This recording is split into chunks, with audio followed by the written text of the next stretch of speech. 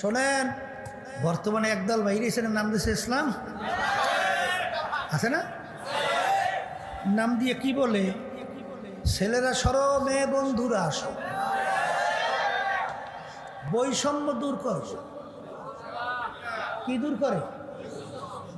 আচ্ছা আমি জিজ্ঞাসা করি, মেয়ে ছেলেদের ভিতরে পার্থক্যতা এটা আমি করছি?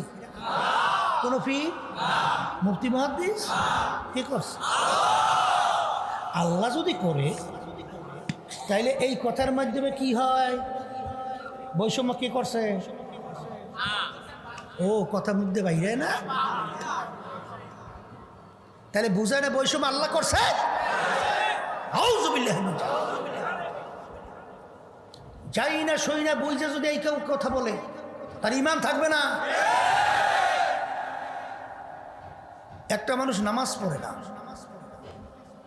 কিন্তু নামাজ পড়া দরকার, শয়তানের ধোকায় পারি না, এই একটা ব্যাপার। আর একজনের বুক টান করে, গলা টান করে বলতে থাকে, এই নামাজ লাগে কিসে? এই মাসালা কি কয়? ঈমান আছে নাই?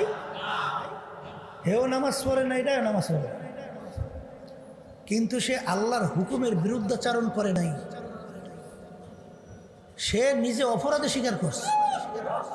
আরো তো ড্যান কার, ওটা লাগে কিসে?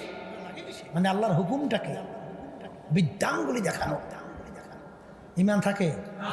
হ্যাঁ। তাহলে পর্দা হুকুম ফরজটাকে আমি করছি? কোন পীর, মুফতি, মুহাদ্দিস কে করছে? কে করছে? কে করছে?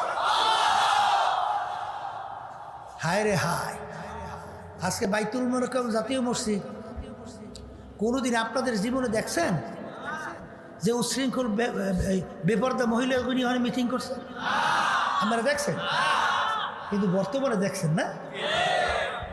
এক শ্রেণী বাইতুল মুকাররমের উত্তর গেট এই বেপরদা মহিলাদেরকে নিয়ে সামনের সারিতে রাইখা, টুপি লাগাইয়া, জামা লাগাইয়া, এইবার তাদেরকে নিয়ে প্রকাশ্যে বেপরদা অবস্থায় মিটিং করে, মিছিল করে।